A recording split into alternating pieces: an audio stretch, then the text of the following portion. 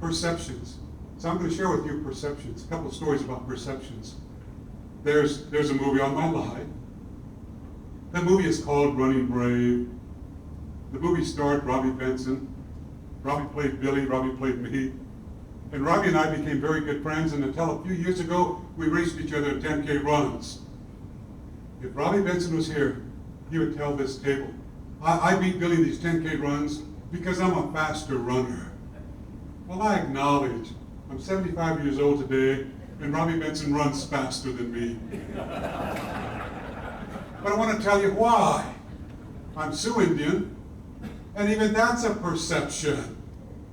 Our proper name is Lakota, Nakota, or Dakota, depending upon the dialect we speak. I'm Lakota. And in the Lakota culture, when you have grandchildren, you become an elder. My wife and I have 12 grandchildren, 1 great-grandchild, so I'm an elder. And that's also the only reason Robbie Benson beats me today. Robbie and I were racing in Los Angeles. It was in the newspapers that the actor Robbie Benson would be racing the real Billy.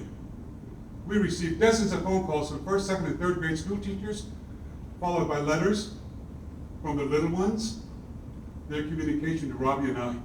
Although it's a Sunday morning race, the course was right by our school. We're going to line up at the 5-mile mark.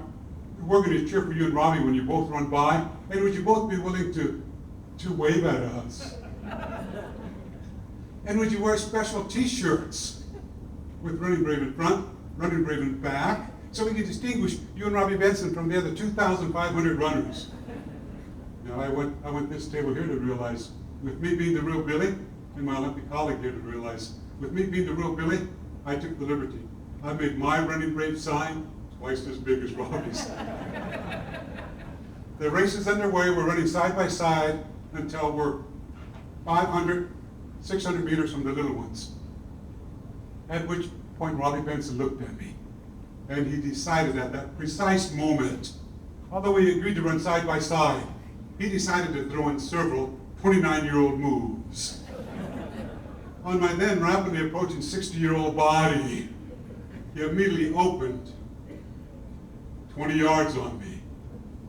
But I'm still competitive, at least in spirit and soul. Immediately, I threw in 2 Olympic-type moves. Closed right on Robbie Benson's shoulder, shortly followed by hyperventilation. But I caught him. I'm right behind Robbie, right in front of the little ones, and perceptions came into play. I could hear, there they come. There's Running Brave. As they all pointed to my friend, the actor, Robbie Benson, who's Jewish. Now that's a perception. From the beginning of time, men and women have donned the garb and portrayed another character. Somebody said, no, that's not Running Brave. Running Brave is just the name of the movie. The real Indian guy is Billy Mills. Robbie Benson is the actor. Another voice said, well, I wonder where the real Billy is. And I'm right in front of them. My Running Brave sign twice as big. Another voice said, I don't care about the real Billy. I want to see the actor. Where's Robbie Benson? Where's Robbie? Now a major perception in unison. 1st, 2nd, and 3rd graders all shouted, and some of the younger school teachers. Well, if that old man would get out of the way, we could see the actor, Robbie Benson. And I had my perception. I started looking around for the old man. Only to realize they're talking about me. But another story about perceptions. 1992, Barcelona, Spain.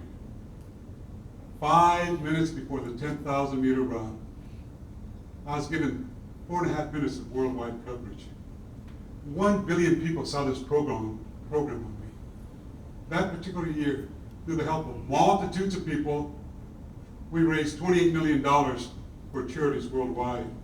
Started to help my friend Keynote, 2-time Olympic gold medalist from Eldoret, Nairobi, Africa, with his children's home, supporting an orphanage in Guatemala, a hospital in Haiti, starting to drill water wells on Indian reservations in the United States, where many communities, water has to be trucked twice a week for drinking, bathing, and washing. When the perception is all Indian people are wealthy off of gaming, then this program talked about a little secret that Billy Mills has shared with young people now from 106 different countries on how dreams come true. They introduced me. I can see my face on the big screen. My wife, one of my 4 daughters, Billy Joe. I thought she was going to be divorced, so I named her Billy. That was my perception. Then they introduced us. We waved. We sit down, boom! The 10,000 meter runners are introduced. The gun goes off, the race is underway. And a race full of perceptions. Ska from Morocco is racing the 19-year-old Chalimo from Kenya. They're running shoulder to shoulder, and I'm in the stands. At the 6,000 meter mark, they lapped Ska's teammate, who didn't accept the fact he's a lap behind. He tucks in behind Ska from Morocco, as if he's in 3rd place. Then Chalimo falls into 2nd. He's on Chalimo's heel, the young African, the young Kenyan. And as Chalimo's trail leg goes back, it appeared he attempted to trip Chalimo. Found out later he did not. But the perception was he tried to trip Chalimo. But Chalimo stumbled. The crowd goes angry. Get the lap runner off the track.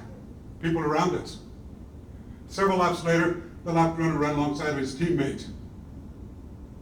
Broke in front of his teammate. Broke Ska's stride. Ska stumbles. Chalimo bumps into Ska. It appeared both would fall. The audience is growing angry. Get the distraction off the track. Perceptions. He doesn't move. 4 or 5 laps to go. The lap runner ran alongside his teammate again.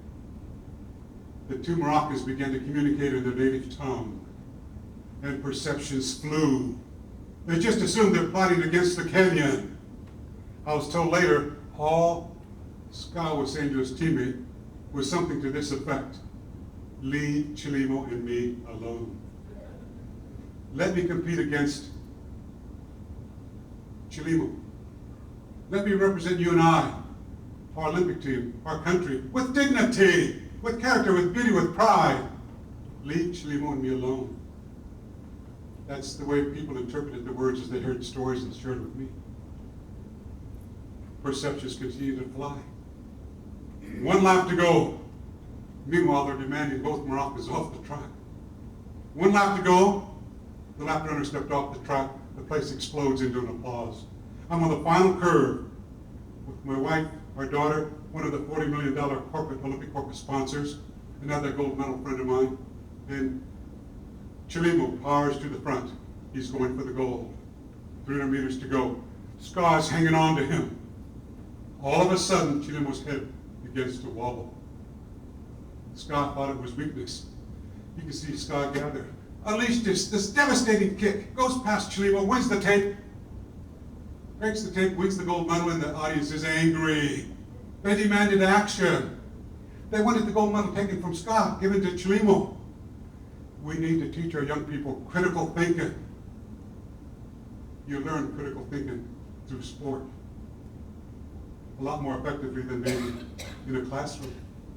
Through music, through the arts, through dance, creative writing. We need to teach critical thinking. Somebody said, and it comes in simple form, you filmed the entire race. Before you make a mistake and give the gold medal to the wrong athlete, review the film. Critical thinking. They reviewed the film. Ska was thrilled to keep the gold. Chalimo, I was told, was honored to receive the silver. 1 o'clock in the morning, we're on the main drag of Barcelona, the Rambles. We sit down for dinner. Perceptions came into play. We're at this table. The United States media gathers here. We heard the words. The 10,000 meter run this evening between Ska and Chalimo has to be the greatest distance race in the history of the Olympic Games. One correspondent with them said, no, 1964 when that American Indian guy won, that's still the greatest race. My daughter, Billy Jo, said, Daddy, they're talking about you. And I go, shh. two American correspondents said, yeah, 1964 when that Indian guy won, that's still the greatest race. I wish I could recall his name. Daddy, tell them who you are. Shh. Then perceptions began to fly. Two men said, we will tell you about him. We don't know his name. Then he says, damn, I wish I could recall it. But their names are not important after all. I looked at my daughter, and the pride she had in me, replaced with hurt, with pain, they continued. I wish we recalled his name, but their names are not important after all. But I'll tell you, I know for a fact, today he's alcoholic, he's drug addicted, he's a quitter. That's the way they all are. I looked at my daughter, I could see the tears and hurt. Daddy, say something. You're my hero. My heroes were coaches and teachers. They saved my life many times. Daddy, say something, you're my hero. That day perceptions broke me. Barcelona, Spain, 1992. I was tired. Daddy, say something. I couldn't speak. She stroked my arm. Daddy, please, you always seem to find the strength to have wings of an eagle. Boom! I'm back on the reservation. Shortly after my mother died, my dad and I are fishing. He hugs me, squeezes my shoulders, strokes my arm, and said, son, you have broken wings. And I started crying. But I'll tell you something, son. And if you have the strength to fall, someday you may have wings of an eagle.